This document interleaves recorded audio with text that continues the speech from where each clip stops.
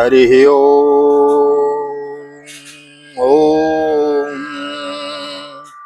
जय श्री राधे, जय श्री कृष्ण। आप सभी को हृदय से प्यार भरी राधे राधे। और कैसे हैं आप सब? आशा करते हैं ठाकुर श्री राधा माधव की कृपा से आप सब कुशल मंगल होंगे और भगवान की भक्ति में लीन होंगे। मैं राधे श्याम वशिष्ठ नित्य की भांति आपको ले चलता हूँ आज की पावन कथा प्रसंग में, जिसके अंतर्गत श्रीमद् भागवत के अथा अष्टमों अध्याय दशम स्कंद के अष्टम अध्याय में प्रवेश करेंगे। भगवान की नामकरण लीला आदि हम विस्तार पूर्वक श्रवण करेंगे। नए आए हैं चैनल को सब्सक्राइब कर लीजिए, बेल आइकन को प्रेस कर दीजिए। आइए मेरे साथ गोविंद नाम गुनगुनाइए। श्री कृष्ण गोविंद हरे मुरारी, नाथ नारायण वासुदेव। श्री कृष्ण गोविंद हरे मुरारी, नाथ नारायण वासुदेव। हे नाथ नारायण वासुदेव, हे नाथ नारायण वासुदेव। श्री कृष्ण गोविंद हरे मुरारी, हे नाथ नारायण वासुदेव। नारायणं नमस्कृत्य नरं चैव नरोत्तमं देवीं सरस्वतीं व्यासं ततो जयमुदीरयेत्। कृष्णाय वासुदेवाय हरये परमात्मने प्रणतक्लेशनाशाय गोविन्दाय नमो नमः। ओम नमो भगवते वासुदेवाय। श्रीमद्भागवत महापुराणं दशमस्कन्धो अध्याय। श्रीसुक उवाच। ओम गर्ग पुरोहितो राजन् यदूनां सुमहातपः व्रजं जगामानन्दस्य वसुदेव प्रचोदितः। तं दृष्ट्वा ब्रह्मप्रीतः प्रत्युत्थाय कृताञ्जलि आनर्चादुक्षयित्वा प्रणिताप प्रणिपात पुरःसरं।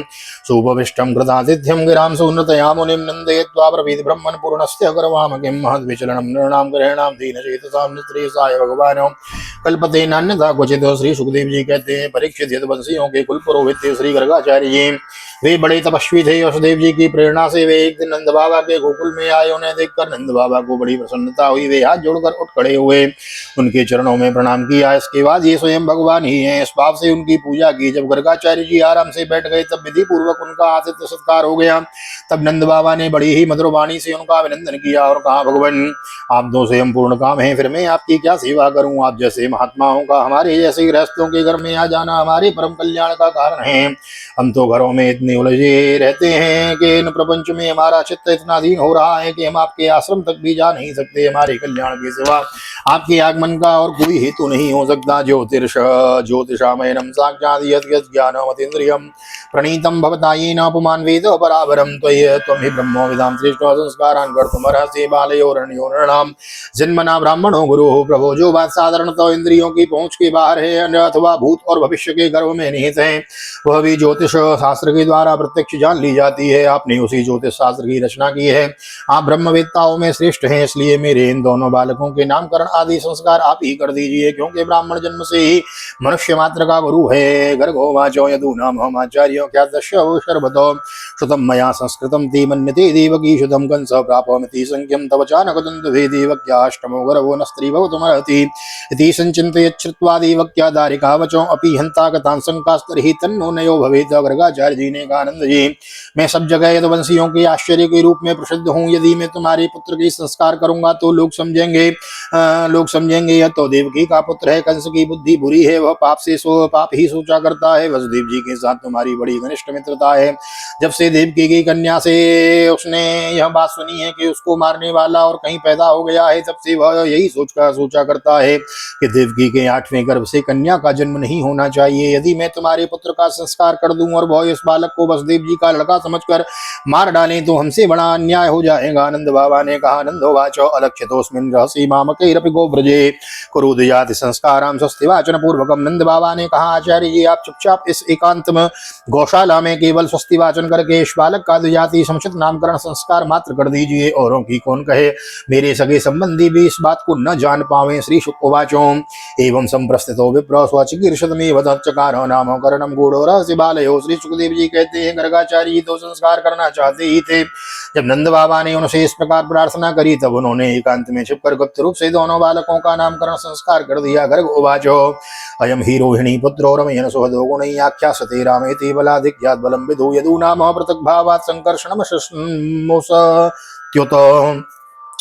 गर्गाचार्य ने कहा, यह रोहिणी का पुत्र है, इसलिए इसका नाम होगा रोहिणी। यह अपने सगे संबंधी और मित्रों को अपने गुणों से अत्यंत आनंदित करेगा, इसलिए इसका दूसरा नाम होगा राम। इसके बल की कोई सीमा नहीं होगी, इसलिए इसका एक नाम बल भी बलराम भी होगा। यह यादवों में और तुम लोगों में कोई भेदभाव नहीं रखेगा और लोगों में फूट पड़ने पर मेल करवावेगा, इसलिए इसका नाम संकर्षण भी होगा।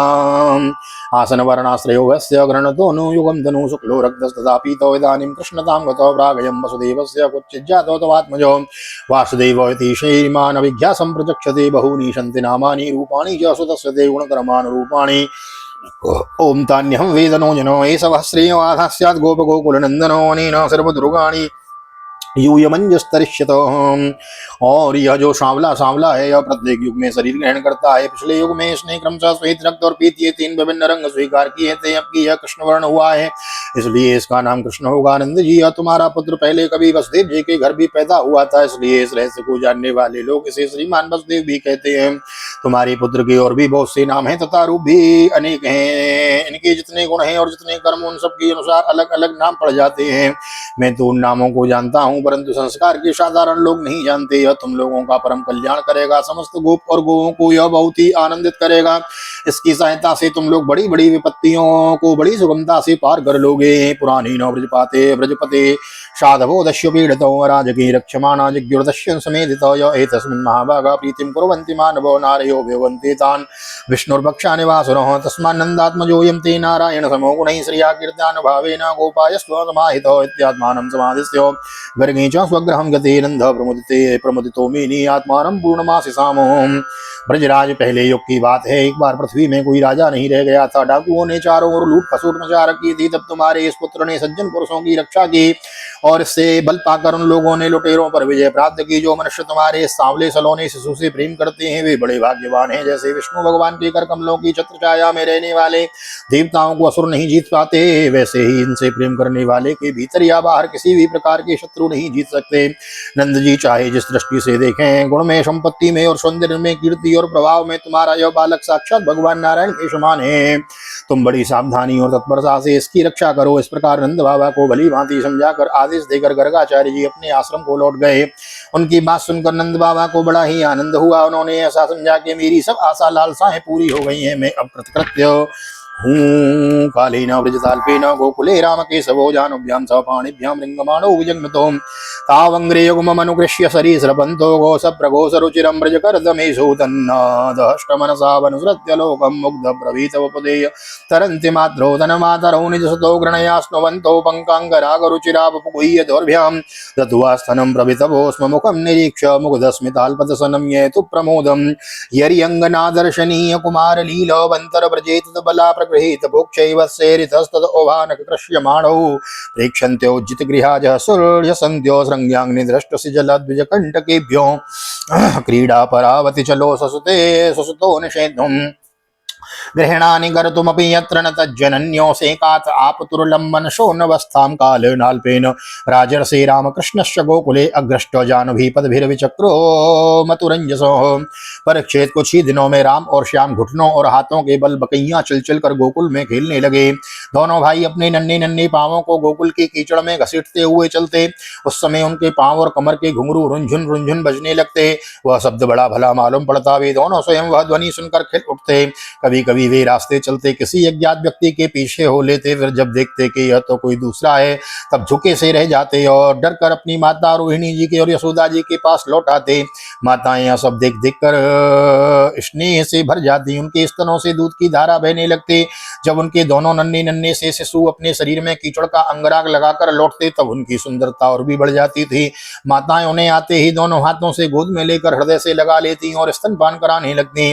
जब वे दूध पीने लगते और बीच बीच में मुस्कुरा मुस्कुरा कर अपनी माताओं की ओर देखने लगते, तब वे उनकी मंद मंद मुस्कान और छोटे छोटे दंतुलियां और भोला वाला मुंह देखकर आनंद के समुद्र में डूबने उतराने लगती। जब राम और श्याम दोनों कुछ बड़े हुए तब ब्रज में घर के बाहर ऐसी ऐसी बाल लीलाएं करने लगे जिन्हें गोपियां देखती ही रह जाती। जब वे किसी बैठे हुए बछड़े की पूंछ पकड़ लेते और बछड़े डर कर इधर उधर भागते, तब वे दोनों और भी जोर से पूंछ पकड़ लेते और बछड़े उन्हें घसीटते हुए दौड़ाने लगते हैं। गोपियां अपने घर का काम चिंता कर कर छोड़कर यह सब देखती रहती और हंसते हंसते लोटपोट होकर परम आनंद में मग्न हो जाती। कन्हैया बलदाऊ दोनों ही बड़े चंचल और बड़े खिलाड़ी थे। वे कहीं हिरन गाय आदि सींग वाले पशुओं के पास दौड़ जाते तो कहीं धधकती हुई आग से खेलने के लिए कूद पड़ते, कभी दांत से काटने वाले कुत्तों के पास पहुंच जाते तो कभी आंख बचाकर तलवार उठा लेते, कभी कुएं या गड्ढे के पास जल में गिरते गिरते बचते, कभी मोर आदि पक्षियों के निकट चले जाते और कभी कांटों की ओर बढ़ जाते। माताएं उन्हें बहुत बरसती परंतु उनकी एक न चलती। ऐसी स्थिति में वे घर का काम धंधा भी नहीं संभाल पाती। उनका चित्त बच्चों को भय की वस्तुओं से बचाने की चिंता से अत्यंत चंचल रहता था। राजर से कुछ ही दिनों में यशोदा और रोहिणी के लाडले लाल घुटनों का सहारा लिए बिना अनायास ही खड़े होकर गोकुल में चलने फिरने लगे हैं। ततस्तु भगवान कृष्णो वयस्य व्रजबालकैः स रामो व्रजस्त्रीणां च क्रीडे जनयन मुदम् कृष्णस्य गोप्यो रुचिरं वीक्ष्य कौमार चापलम शृण्वत्वा किल तन्मातुरिति होचु समागम। ये ब्रजवासियों की कन्हैया स्वयं भगवान है, परम सुंदर और परम मधुर। अब वे और बालराम अपनी ही उम्र के ग्वाल वालों को अपने साथ लेकर खेलने के लिए ब्रज में निकल पड़ते और ब्रज की भाग्यवती गोपियों को निहाल करते हुए तरह तरह के खेल खेलते। उनके बचपन की चंचलताएं बड़ी ही अनोखी होती थी। गोपियों को तो वे बड़ी बड़ी मधुर लगती। एक दिन सबकी सब इकट्ठी होकर नंद बाबा के घर आई और यशोदा माता को सुना सुना कर कन्हैया की करतूत कहने लगी हैं, शिकायत कर रही हैं कन्हैया की। हाँ, नंद रानी यशोदा से गोपियां। वत्सान मुंचन क्वचित समये क्रोश संजात हासस्तेयं स्वावद्वतदपयो कल्पितेस्तेह योगैः मर्कान् भोक्षन् विभजत चेन्नात्य भाण्डं भिनत्ति द्रव्यालाभे सग्रह कुपित यात प्रकोष्ठितोकान् हस्ताग्राह्यो रचयति विधिं पीठकोलूकलाद्यै छिद्रं हन्तिर्निहितवयो नासिक्य भाण्डेषु तद्वेत्। अरे यशोदा, यह तेरा खाना बड़ा नटखट हो गया है। गाय धोने का समय न होने पर भी यह बछड़ों को खोल देता है और हम डांटती हैं तो ठठाकर हंसने लगता है।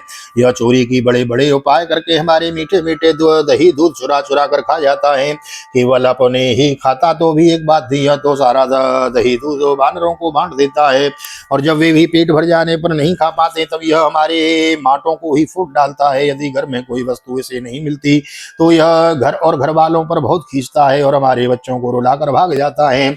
जब हम दही दूध की छींकों पर रख देती हैं तब इसके छोटे छोटे हाथ वहां तक नहीं पहुंच पाते। तब यह बड़े बड़े उपाय रचता है। कहीं दो चार पीढ़ों को एक के ऊपर एक रख देता है, कहीं वो ऊकल पर चढ़ जाता है तो कभी ऊकल पर पीढ़ा रख देता है, कभी कभी तो अपने किसी साथी के कंधे पर ही चढ़ जाता है। जब इतने पर भी काम नहीं चलता तब यह नीचे से ही उन बर्तनों में छेद कर देता है। इसे इस बात की पक्की पहचान रहती है कि किस छींकी पर किस बर्तन में क्या रखा है और ऐसे ढंग से छेद करता है कि किसी को पता तक न चले। जब हम अपनी वस्तुओं को बहुत अंधेरे में छिपा देती हैं तब नंदरानी तुमने जो इसे बहुत से मणिमय आभूषण पहना रखे हैं उनके प्रकाश से अपने आप ही सब कुछ देख लेता है। इसके शरीर में भी ऐसी ज्योति है कि जिससे इसे सब कुछ दिख जाता है।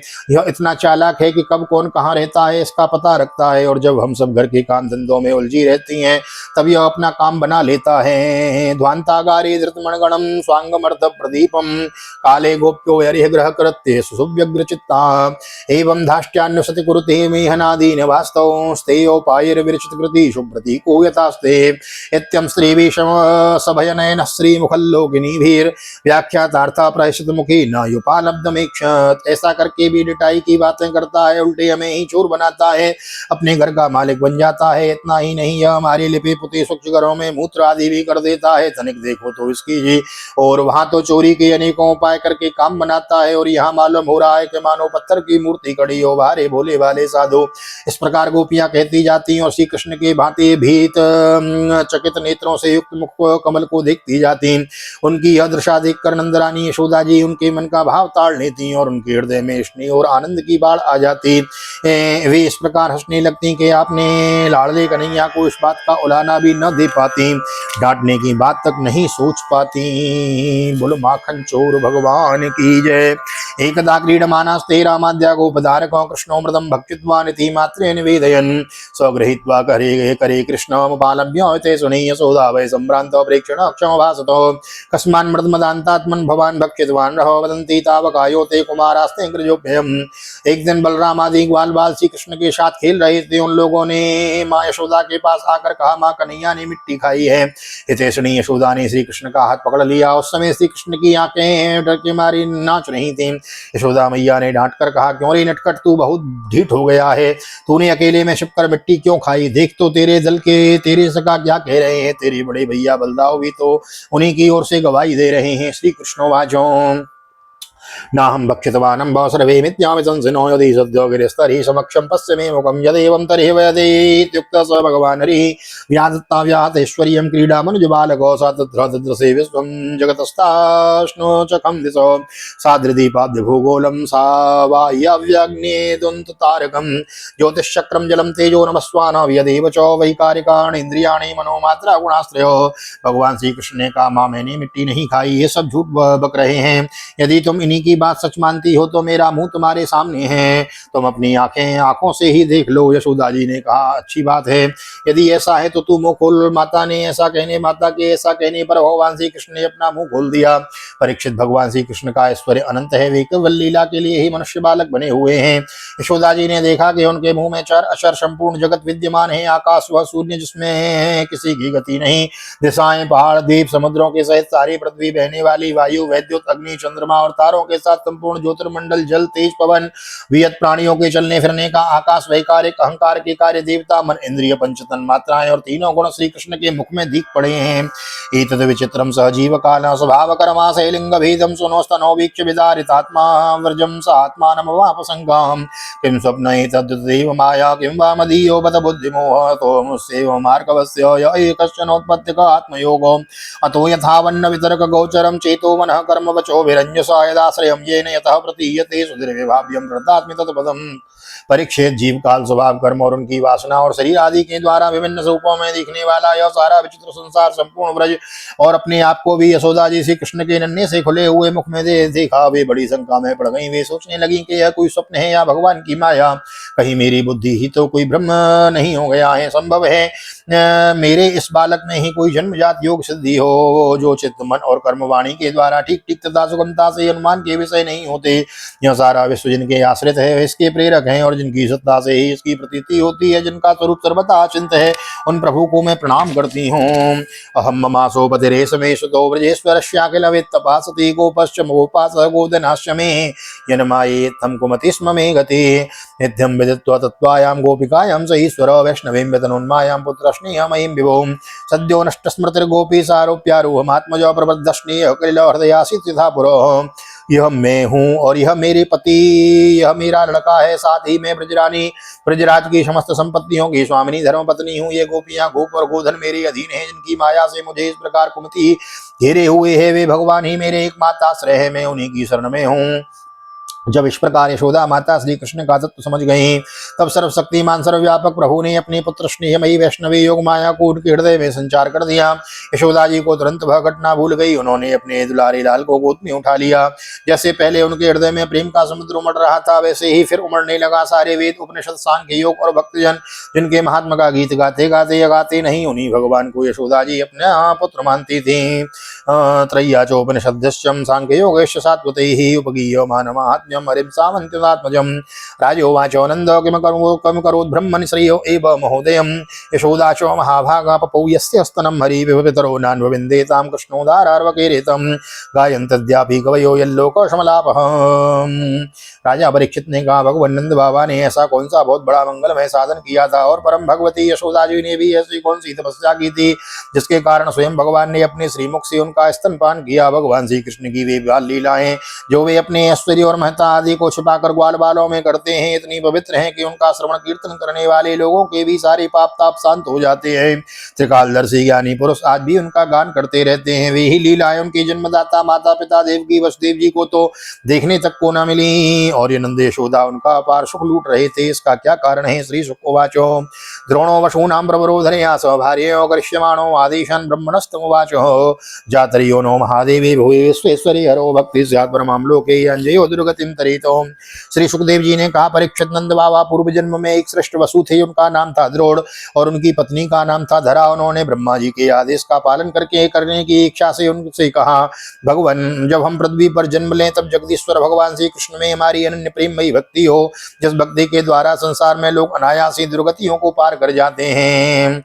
अस्तित्व स भगवान ब्रजे द्रोणो महायशो जज्ञे नंद इति ज्ञातो यशोदा सोदरा भवत। ब्रह्मा जी ने कहा, ऐसा ही होगा, वे ही परम यशस्वी भगवान मैं द्रोण ब्रज में पैदा हुए और उनका नाम हुआ नंद, और वे ही धरा इस जन्म में यशोदा के नाम से उनकी पत्नी हुई।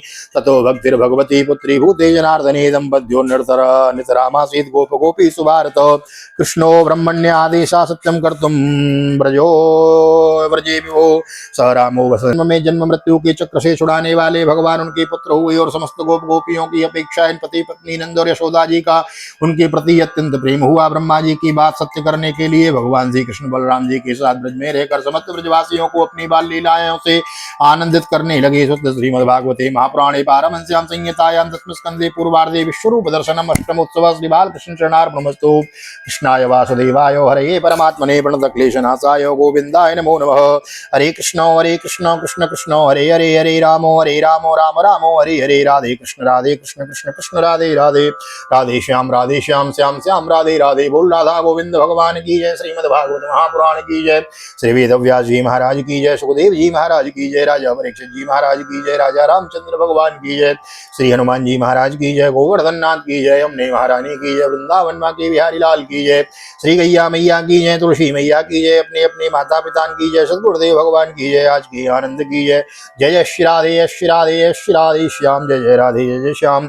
सबको मिले वृंदावन धाम। ऐसी प्रार्थना मेरी ठाकुर जी के चरणों में। यहाँ तक वीडियो बने हैं, वीडियो को लाइक कर दीजिए, शेयर कर दीजिए, कमेंट में भागवत भगवान की जय लिख दीजिए। मिलते हैं अगली वीडियो में, तब तक के लिए श्री धाम वृंदावन से आप सभी को हृदय से प्यार भरी जय श्री राधे, जय श्री कृष्ण, हरि ओम।